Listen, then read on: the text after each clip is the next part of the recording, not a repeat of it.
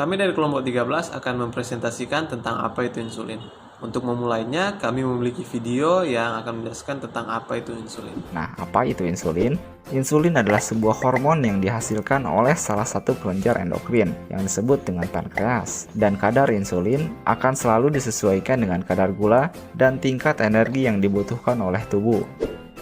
Jika diibaratkan sel adalah sebuah rumah, kemudian gula adalah manusia, maka insulin adalah kunci untuk membuka pintu masuk ke dalam rumah tersebut. Sehingga tanpa kunci, tentu manusia tidak akan bisa masuk ke dalam rumah dan akan terus berada di luar.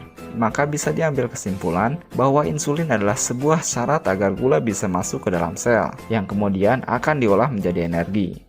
Diabetes mellitus biasanya disebabkan oleh dua kondisi di dalam tubuh. Yang pertama, ketidakmampuan pankreas dalam menghasilkan insulin, sehingga kadar insulin bisa terlalu sedikit atau bahkan tidak dihasilkan sama sekali, sehingga gula yang terdapat pada tubuh tidak dapat diolah ke dalam sel tubuh kita. Yang kedua, insulin dihasilkan, akan tetapi sel tidak cukup sensitif untuk menggunakan insulin yang ada, sehingga kadar insulin yang dibutuhkan harus lebih banyak, atau bahkan tidak dapat digunakan sama sekali. Dan hasil akhirnya pun sama, gula tidak dapat diolah ke dalam sel tubuh, sehingga gula di dalam aliran darah akan meningkat terus. Jadi insulin adalah polipeptid dengan BM kira-kira 6000. Polipeptid ini terdiri dari 51 asam amino yang dibagi menjadi dua rantai, yaitu rantai A dengan 21 asam amino dan rantai B dengan 30 asam amino. Nah, insulin ini disintesis dari sel beta pulau Langerhans dan proinsulin di bagian pankreas. Baik, nama generik dari obat ini adalah insulin.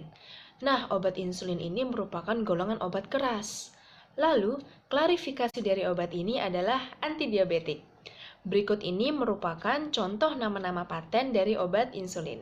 Yang pertama ada Atrapid HM atau Atrapid Penfil, lalu ada Apidra, dan seterusnya. Bisa kalian baca sendiri ya.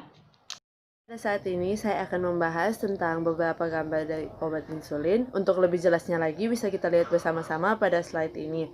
Di sini ada Atrapid insulin dalam bentuk pen, kemudian ada Humalog insulin dalam bentuk vial. Next ada insulin Humulin 70/30 dalam bentuk vial, ada Humulin N dan juga ada Humulin R. Kemudian di sini ada insulin dalam yaitu insuman basal, insuman kom, insuman rapid dan juga lantus. Kemudian next slide-nya lagi ada insulin dalam bentuk pen ya seperti Novomix. Di sini juga ada insulin dalam bentuk pen seperti Novorapid. Untuk lebih jelasnya lagi bisa kita lihat bersama-sama pada slide-nya. Kemudian untuk dosisnya ini disesuaikan dengan kebutuhan tubuh dan juga yang diresepkan oleh dokter. Kemudian bisa kita lihat bersama pada slide ini ada indikasinya.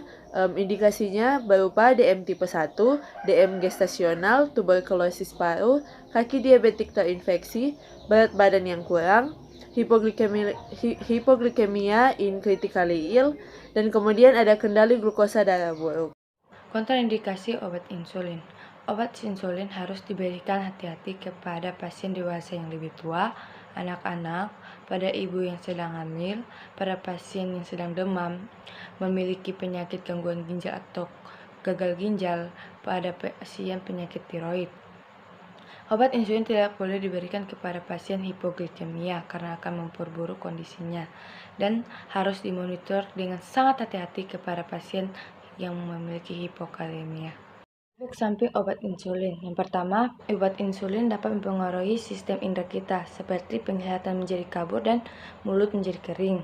Obat insulin juga dapat mengakibatkan inflamasi pada tubuh kita, seperti edema perifer, dan dapat membuat perubahan terhadap kadar kalium dalam tubuh. Insulin juga dapat mempengaruhi sistem integumen kita, seperti pembilasan, adanya ruam, urtikaria, dan kehangatan dan lain-lainnya. Dan obat insulin juga dapat mempengaruhi sistem tubuh kita seperti anafilaksis atau reaksi alergi. Baik, saya akan menjelaskan farmakodinamik dari insulin. Farmakodinamik adalah bagaimana obat mempengaruhi tubuh. Insulin mempunyai tujuan utama yaitu untuk mengatur metabolisme glukosa. Kemudian tujuan lainnya itu untuk menghambat proses lipolisis dan proteolisis. Lipolisis adalah proses pemecahan lemak yang tersimpan dalam sel-sel lemak yang melibatkan hidrolisis trigesida. Kemudian proteolisis adalah pemecahan protein menjadi polipeptida atau asam amino yang lebih kecil. Tujuan lainnya yaitu untuk meningkatkan sintesis protein. Target dari insulin adalah jaringan otot skeletal, hepar, dan jaringan adiposa. Kemudian insulin itu mempunyai efek dose dependent, yaitu menyebabkan keterlambatan untuk mencapai kadar puncak dan meningkatkan lama kerjanya. Saya akan menjelaskan farmakokinetik dari insulin. Farmakokinetik adalah bagaimana tubuh bereaksi terhadap obat. Ada obat-obatan insulin yang mempunyai tindakan-tindakan tersendiri di dalam tubuh. Di antaranya ada tindakan cepat atau rapid acting, alias insulin kerja cepat. Sesuai namanya, insulin jenis ini hanya butuh waktu 15-30 menit setelah penggunaan untuk menurunkan kadar gula darah pasien. Puncak kerjanya terjadi sekitar 1-3 jam. Namun, insulin jenis ini hanya memiliki durasi kerja 3-5 jam saja. Jadi biasanya digunakan lebih dari sekali sehari. Contohnya, insulin kerja cepat adalah insulin aspulin, gusnin, dan lispro. Kemudian ada short acting atau insulin kerja pendek. Insulin jenis ini memiliki onset kerja 30 menit dan mencapai puncak kerja 2-5 jam setelah diinjeksi.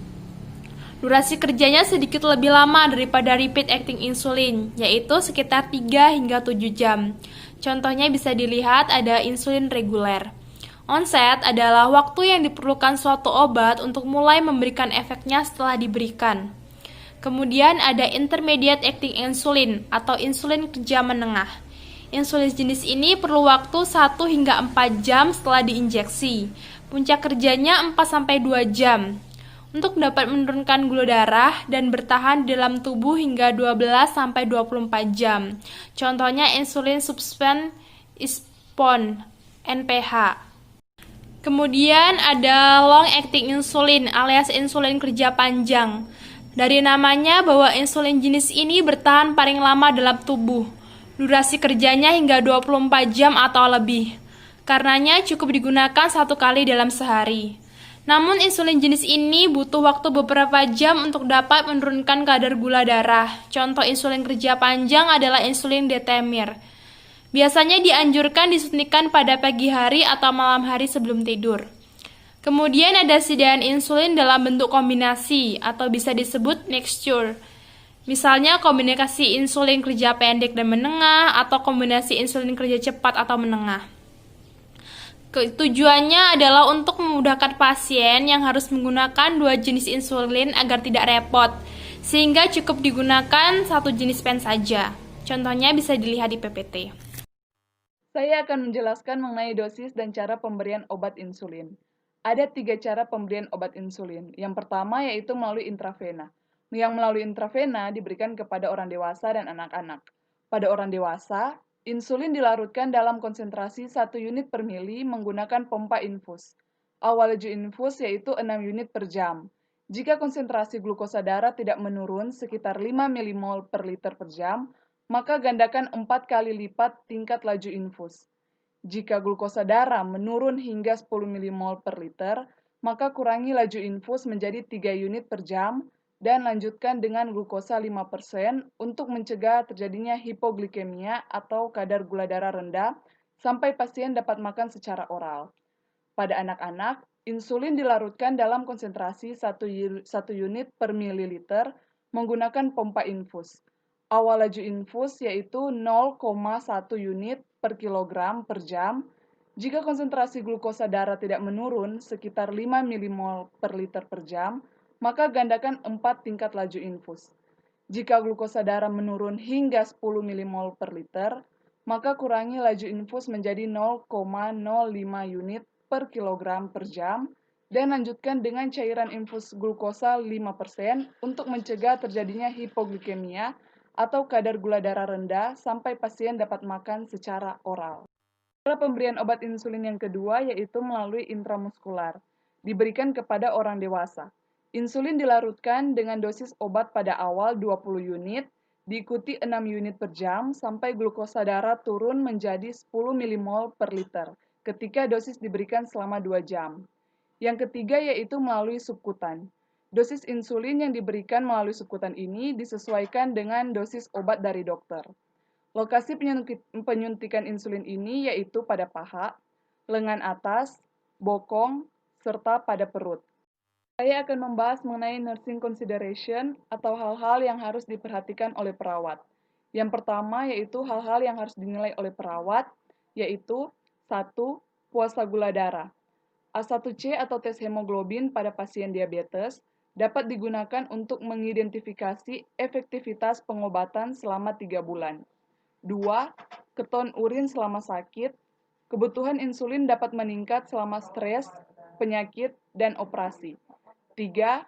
Reaksi hipoglikemik atau gula darah rendah yang dapat ditandai dengan berkeringat, lemah, pusing, menggigil, sakit kepala, mual, denyut nadi yang cepat, kelelahan, penyimpangan memori, bicara yang tidak jelas, gaya berjalan yang mengejutkan, kecemasan, tremor, dan kelaparan. 4. Hiperglikemia atau kadar gula darah tinggi, yang dapat ditandai dengan nafas bau seperti aseton, poliuria atau kencing yang berlebihan, kelelahan, polidipsia atau rasa haus yang berlebihan, kulit kering dan memerah, serta kelesuan.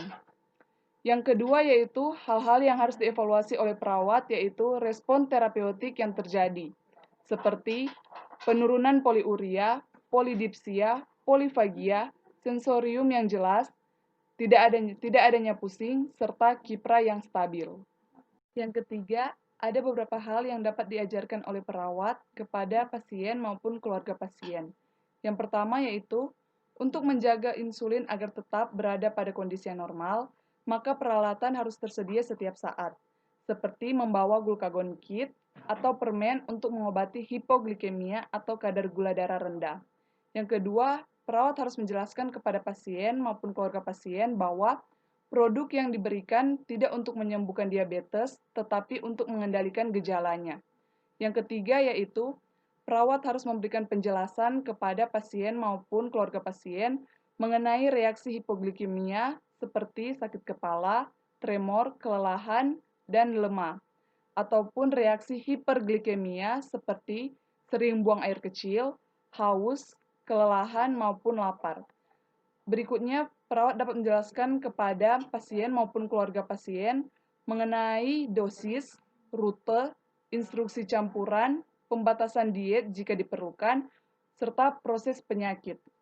Berikutnya, perawat dapat menjelaskan kepada pasien maupun keluarga pasien mengenai gejala ketoasidosis atau komplikasi diabetes serius yang terjadi saat tubuh memproduksi asam darah atau keton yang berlebihan, yang dapat ditandai dengan mual, haus, poliuria, mulut kering, kulit kering, dan memerah, nafas bau seperti aseton, kantuk, pernafasan kusmaul, atau nafas dalam yang abnormal bisa cepat, normal, ataupun lambat. Berikutnya, perawat dapat menjelaskan kepada pasien maupun keluarga pasien bahwa rencana diperlukan untuk diet dan olahraga, bahwa semua makanan dalam makanan harus dimakan, dan bahwa latihan rutin tidak boleh berbeda seperti yang telah dijelaskan. Berikutnya, perawat dapat menjelaskan kepada pasien dan keluarga pasien mengenai tes glukosa darah dan cara menentukan kadar glukosa. Yang terakhir, perawat dapat memberikan penjelasan kepada pasien maupun keluarga pasien untuk menghindari produk OTC atau over the counter atau sering disebut dengan obat bebas kecuali diarahkan oleh prescriber. Sekarang saya akan membahas tentang indeks kehamilan. Jadi, pada kehamilan mempengaruhi perubahan fisiologis yang juga dapat mempengaruhi disposisi pada ibu dan janin. Kemudian, ibu mengalami konsentrasi albumin plasma yang dapat mempengaruhi pengikatan obat. Lalu curah jantung meningkat, kemudian menyebabkan peningkatan glomerulus filtrate rate sehingga eliminasi obat pun meningkat. Pada special precaution, kebutuhan insulin cenderung menurun pada trimester 1 dan meningkat pada trimester 2 dan 3, maka dari itu pada saat kehamilan diperlukannya pemeriksaan secara berkala untuk hemoglobin tergilaksi dan glukosa darah. Sekian presentasi yang dapat kami sampaikan mengenai insulin. Kami ucapkan terima kasih.